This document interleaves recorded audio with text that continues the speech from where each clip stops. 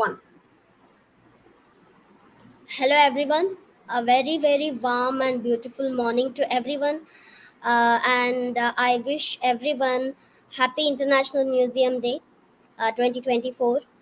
I warmly welcome our today's resource person, Dr. B. Venugopal, former Director, National Museum of Natural History, New Delhi, and All India Museum, Kolkata.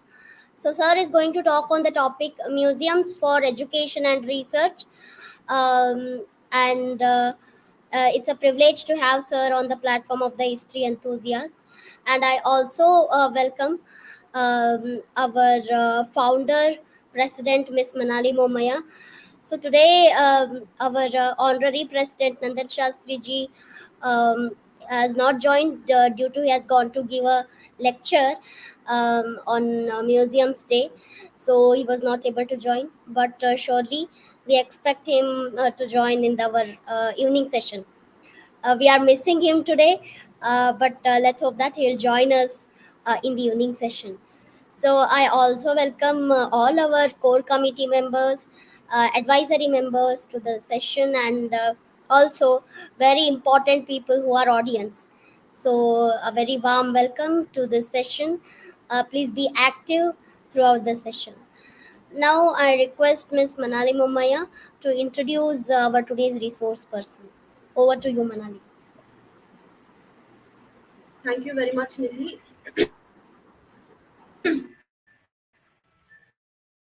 It is my great honor to introduce our esteemed speaker for today's lecture, Dr. B. Venugopal. With over 30 years of experience in the heritage and museum sector, Dr. Venugopal has significantly contributed to the preservation and promotion of cultural and natural history in India.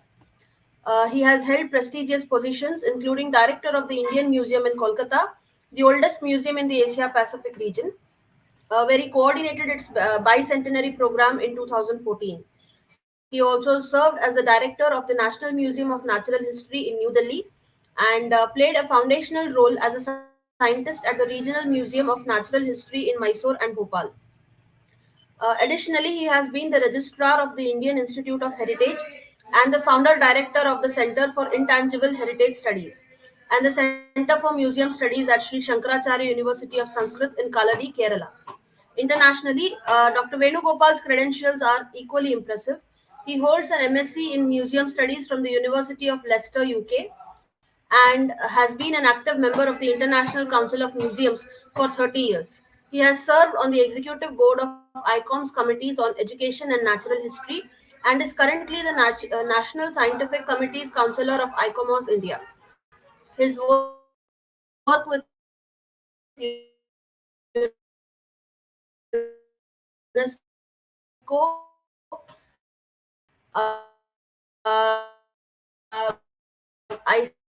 ICHCAP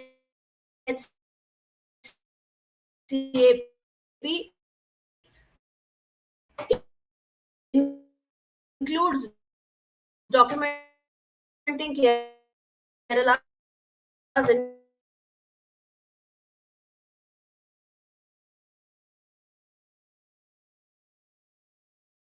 ICOMOS India.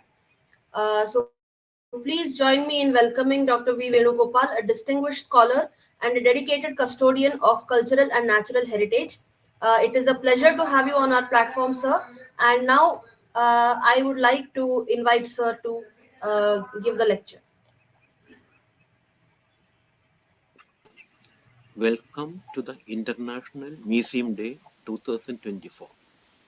In this slide, I have put up a photo of the International Museum Day 2003, which is organized at the Indian Institute of Heritage, the former National Museum Institute.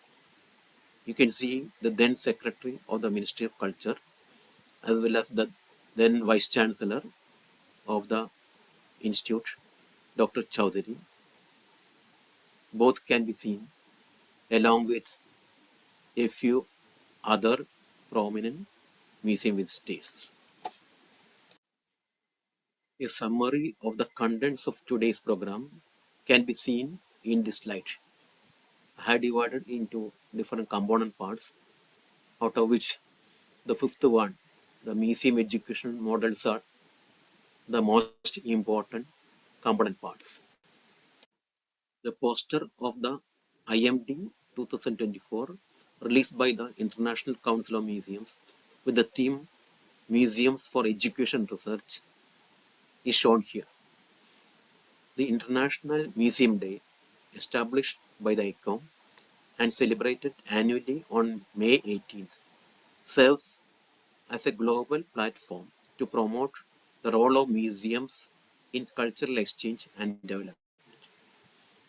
This year's poster, designed by Gabor Palotin, is set against a sophisticated black background.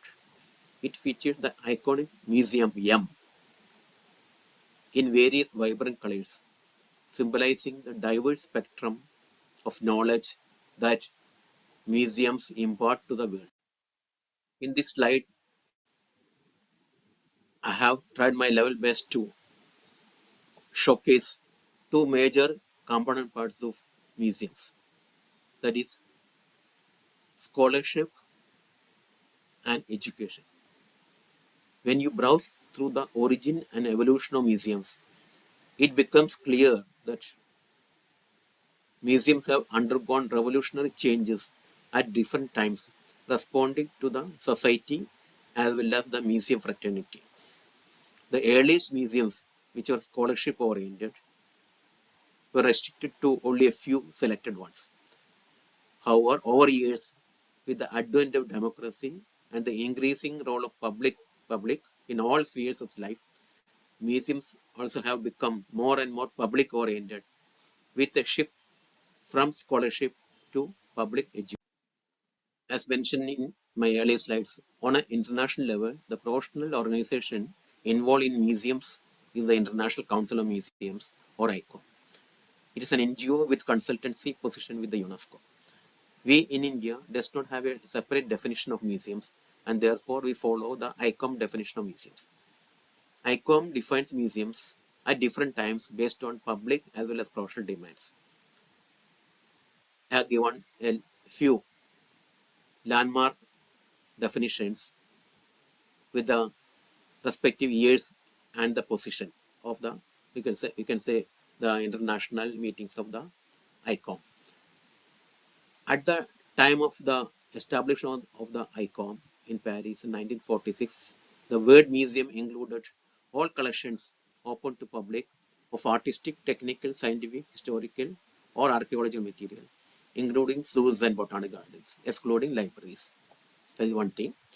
Later stage, 1974, in Copenhagen, a museum was defined as a non-profit making permanent institution in the service of the society and its development, and open to public, which collects or acquires, conserves, researches, communicates, and exhibits for the purpose of study, education, enjoyment, material evidence of men and his environment.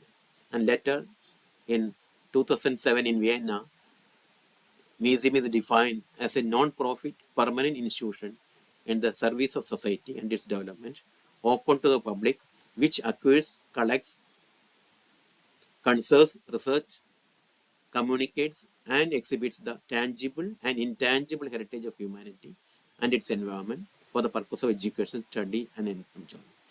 Here you may note that inclusion of intangible heritage for the first time. Later, in 2022, in the Prague definition, the museum is defined as a non-profit permanent institution in the service society that researches, collects, conserves, interprets, and exhibits tangible and intangible heritage. Open to public, accessible and inclusive, museums foster diversity and sustainability. They operate and communicate ethically, professionally, and with the participation of communities, offering varied experience of education, enjoyment, reflection, and knowledge sharing. This is a slightly comprehensive and latest definition which try to include almost all concerns of the museum persons working all over the world. And for the first time, it has incorporated inclusiveness or accessibility in its definition. Now we will go to the definition and the details of museum education. Education is defined as the process of experience generally called as learning, which brings in desirable changes in behavior with respect to knowledge, understanding, skill, and attitude. Generally, education is divided into or grouped into three groups called formal, non-formal, and informal. Formal education involves the hierarchically structured, chronologically graded system running from kindergarten through university and including full-time technical and professional training. Examples of formal education includes our normal school and college education system. The second category, non-formal education, may be defined as any intentional and systematic education enterprise, usually outside the school system, where the enterprise is adapted for a particular work. It is characterized by one or more of the following: learner-centered, lower role for teachers, and more emphasis on practical, etc. Examples include in-service programs, adult education programs, etc. Now coming back to the third category, which is of importance to museum, informal education. It is the unstructured, unplanned day-to-day experiences as well as experiences in informal learning settings from which people experience learning. Examples include botanical gardens, wildlife sanctuaries, zoos, aquaria, museums, etc. In this connection, as mentioned, museums are classic example of informal education. Even though they are informal education centers, museums also facilitate both formal and informal education to some extent. Now, I speak about a few models on museum education, of which I have been involved actively over about 3 decades in different parts of India. The first model is based on learning, the learning model of museum education. It is a model generally accepted by people who give importance to the educational and learning role of museums. The essence of this model is that museums provide learning settings or environment to facilitate learning experiences by visitors. What I mean by learning situation is a condition or environment in the museum in which all the elements necessary for promoting learning are present. What we mean by learning experience is the mental and a physical reaction a visitor makes through seeing, hearing, or doing the things to be learned. Here it may be useful to note that the National Education Policy of the year 1986 has suggested two items of interest in this regard: museum schools inside the museums and school museums or museum corners in schools. Both are suggested to involve experiential learning as given by museums to support the formal educational curriculum of schools. Regarding the formal education of museums, majority of museums have regular programs for all categories of school in general, then specifically to teachers as well as to students, not only inside the museums or not only in schools, but also outside the museum or even schools, that is in the nature itself. The heritage model is based on the fact that museums are traditionally considered as examples of tangible, cultural, movable heritage. Even though museums are repositories of tangible collections, the role of intangible aspects of collections has been accepted only recently by the ICOM in its 2007 definition of museums. In this regard, it may be noted that the 1972 convention, UNESCO convention, is the first in the world to distinguish and define heritage, and they divide it has divided heritage into two major components: natural and cultural. And they have suggested that the movable cultural heritage component part is museology, whereas the immovable cultural heritage part is the archaeology. And in the 2003 UNESCO convention is the first time intangible aspects of heritage. So heritage was divided into or grouped into two component parts: heritage, tangible, as well as intangible. This has been included in the 2007 definition of museums, as I mentioned earlier. Now, in this model, which is called the CEPA model, CEPA model, it is adapted by naturalistic museums all over the world from the UN Convention on Biodiversity, which suggested that CIPA may be used by the state parties or countries to promote understanding about biodiversity. In India, the National Museum of Natural History has adopted this model as part of its educational activities. Like, see, the communication uh, is basically through exhibitions meant for general public. Education, E, is education. Basically, the classic definition of museum as a formal educational facility, mainly for catering to the needs of schools. And PA, that's public awareness, mainly the informal educational aspects of museums meant for general public. Now, in this model, which is called social inclusion or accessibility model of museum education, we may mention that responding to the demands of museums to make its resources accessible to all, the 2022 ICOM definition has incorporated for the first time accessibility into its definition. Accordingly, museums are open to public, accessible, and inclusive. Their museums foster diversity and sustainability. The gist is that museums are socially inclusive institutions whose resources shall have to be accessible to all, including persons with disabilities.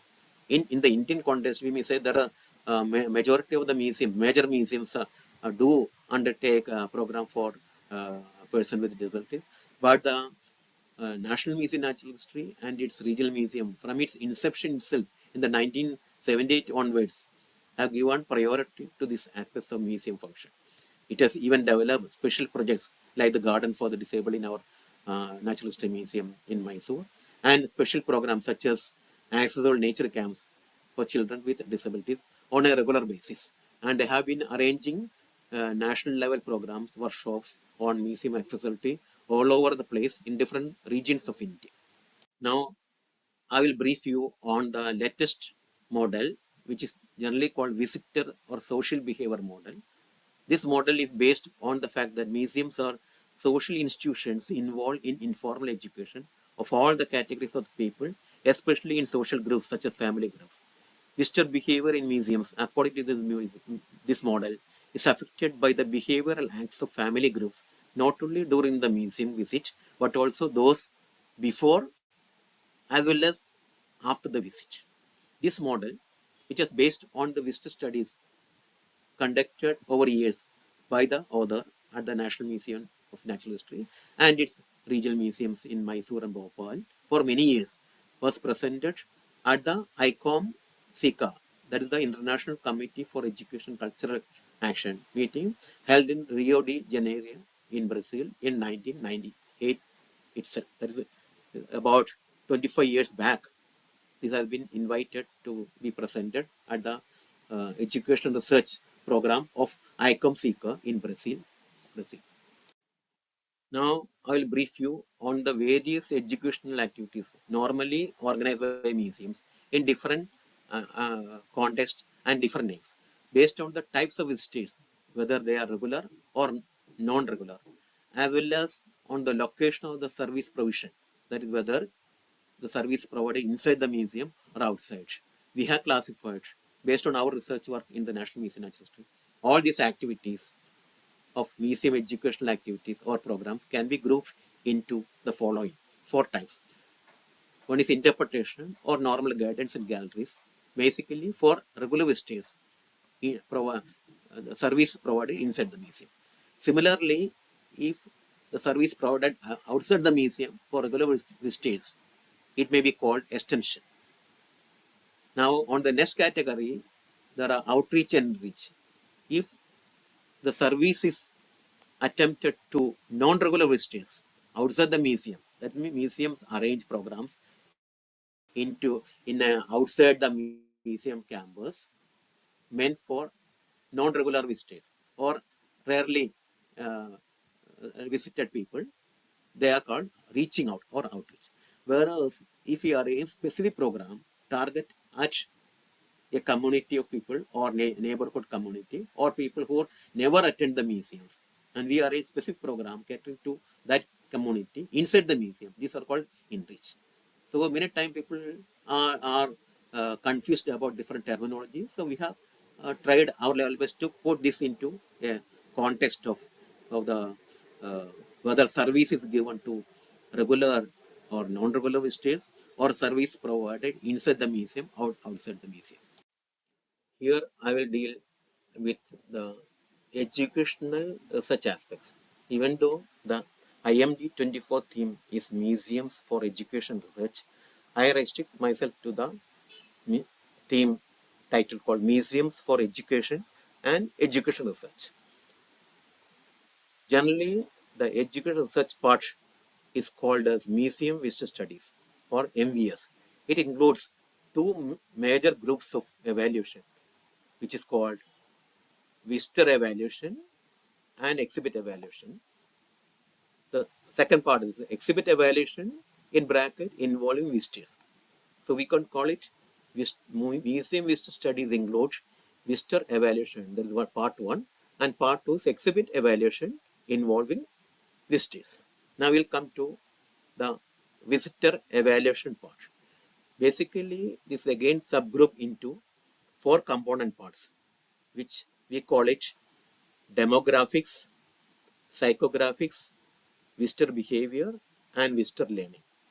The first part, demographics, studies discuss some of the important and easily measurable characteristics of museum visitors, such as age, gender, income, education, and marital status, etc. Psychographies include the studies of measuring lifestyle, which is an individual's pattern of living in the world expressed by the manner in which he or she spends money and time on various activities, the interest shown by them, and the opinion he holds. That AIO study. It is called activities, interest, and opinion studies. Now, the third category is the visitor behavior studies, which is basically I already mentioned in the social behavior model of museum visitors. And the fourth one is visitor learning aspects. These studies are concerned with the general enhancement of learning from museum experience, including exhibits. Now, the second part is exhibit evaluation using visitors. How we evaluate the popularity of exhibitions, utility of exhibitions, and other aspects using the visitors. Based on the timing of the exhibition, the phase of exhibition, it is divided into again into subgroup into four types. Front-end evaluation or feasibility studies, formative evaluation during the formation stage, summative evaluation after the exhibit is open, and remedial evaluation in order to correct the mistakes found out during summative evaluation. Normally, museums all over the world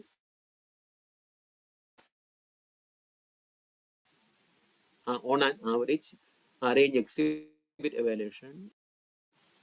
Only very limited or large level museums arrange on a regular basis the front-end evaluation. These studies are undertaken at that initial stage of exhibition itself, whether it is feasible or not, so that money can be saved. When it is not feasible, it can be removed, etc. All these type of things.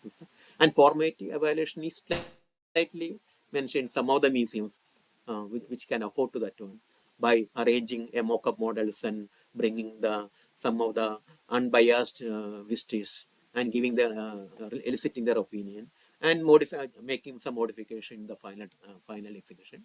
Summative evaluation is the normal. It's when museum exhibition is open to public, we give questionnaire assessment, evaluation, so many things, etc. And the feedback mechanism. This feedback will be based on this feedback. The mistakes can be corrected in a maybe a later stage, and if the exhibition continue to be available there, and then it can be again evaluated whether the corrections or remedy we have done has already been incorporated and it has been positive done or not. So these are the basically a type of exhibit evaluation which we organize in many museums in India. Especially, I can vouch for it in the National Museum, Natural History, New Delhi.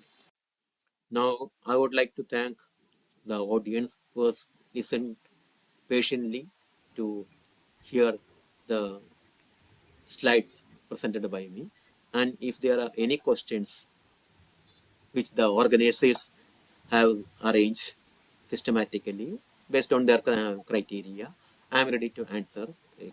Thank you very much. Thank you very much, sir, for the comprehensive and very well structured lecture. And it has helped us to understand what role museums play in education and research. And sir, I would like to take up the questions which have been posted in the comments. First of all, we have a question Yeah, from I I will answer. But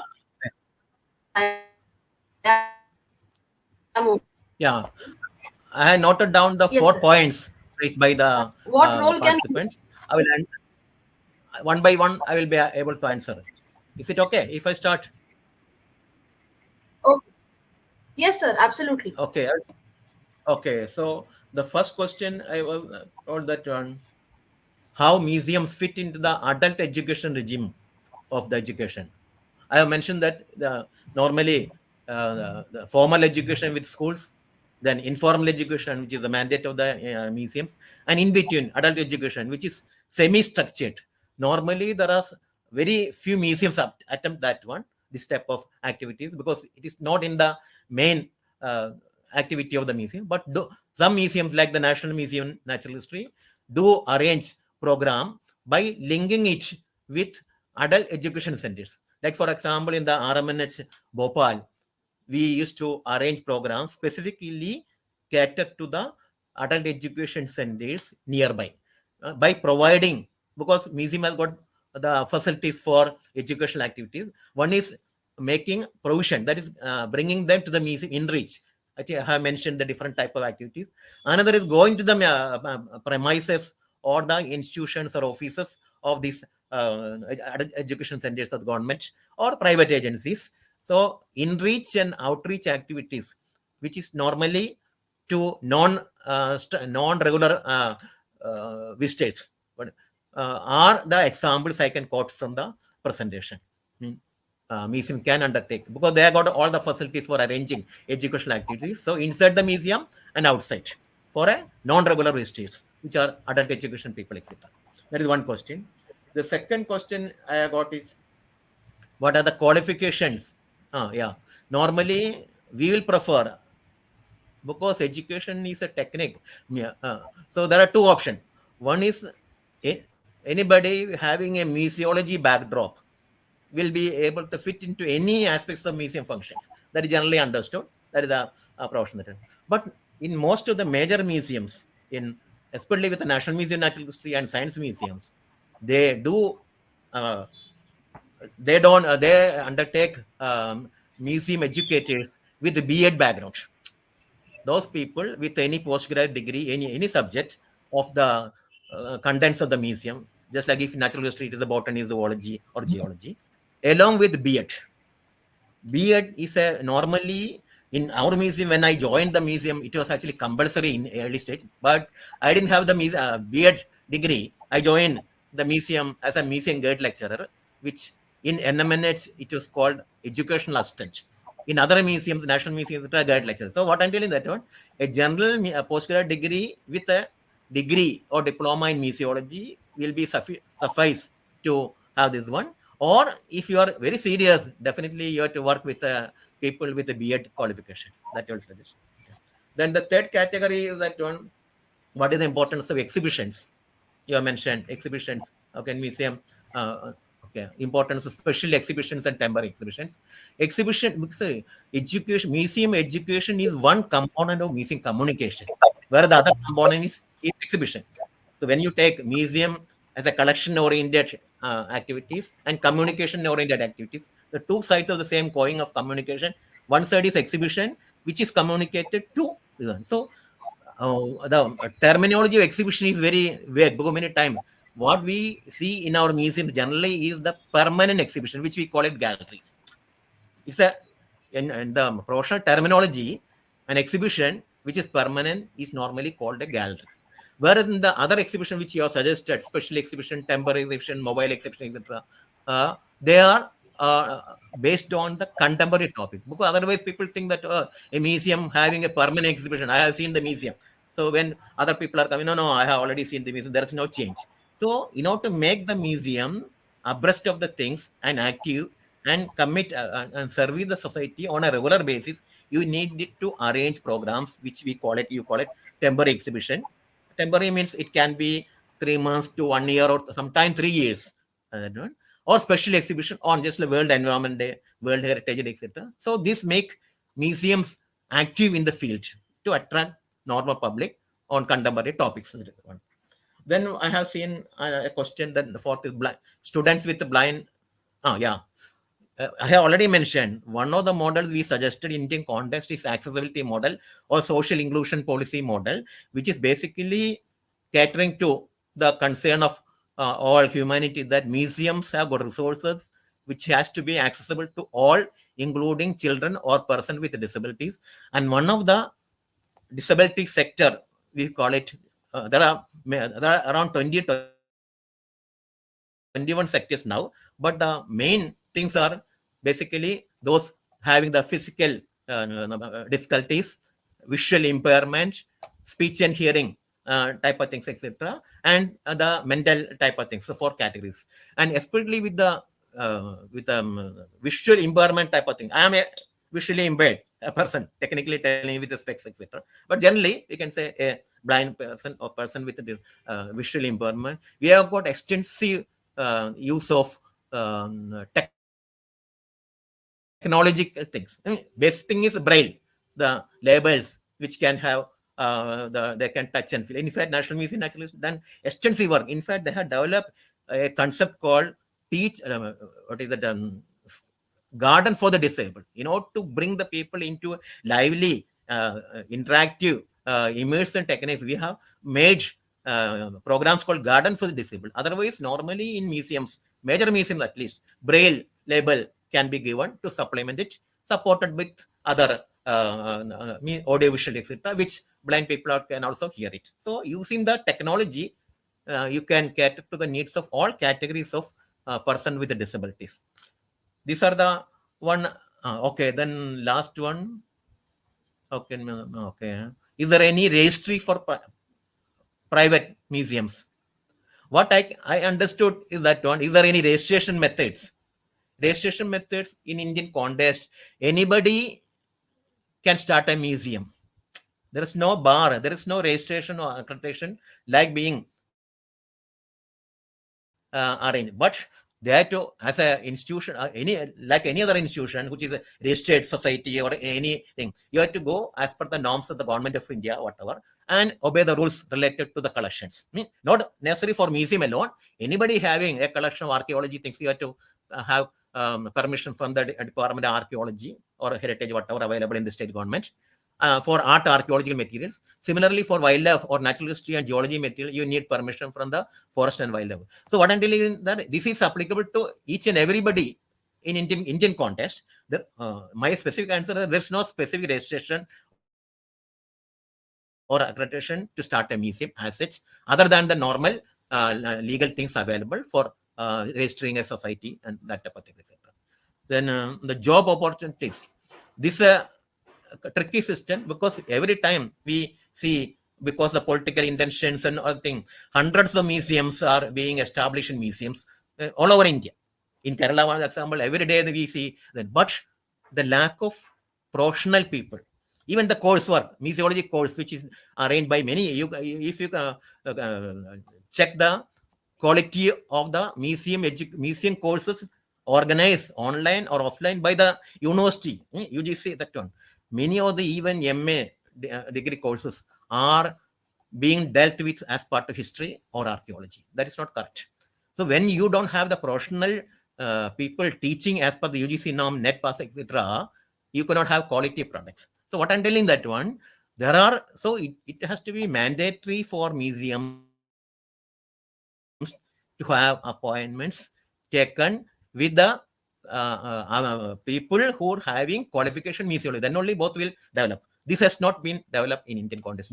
You can start any museum and you can put anybody in the world and start a museum. That lack of professionalism is still available in Indian context, which probably we need to correct it. Then only we will reach the professional that one, and the museum people will be attracted type of things. Yeah, that's all. This all what I could see. And what are the procedures? Okay, there's a digital museum as such is a new concept coming up. As I'm telling, there's no rule specifically for museum alone. But museum is not a priority in Indian context. You must understand first. Museum is a private business, but generally majority of museums are funded by government of India, and the normal rules applicable, legal things applicable to any institution, anything, not specific to museum. So that is because of the lack of professional interest by the concerned people, both museum people and the government and non-government people. Everybody as a society, I call it a society. We have to develop first. Even the that museology course in the world was established in India first.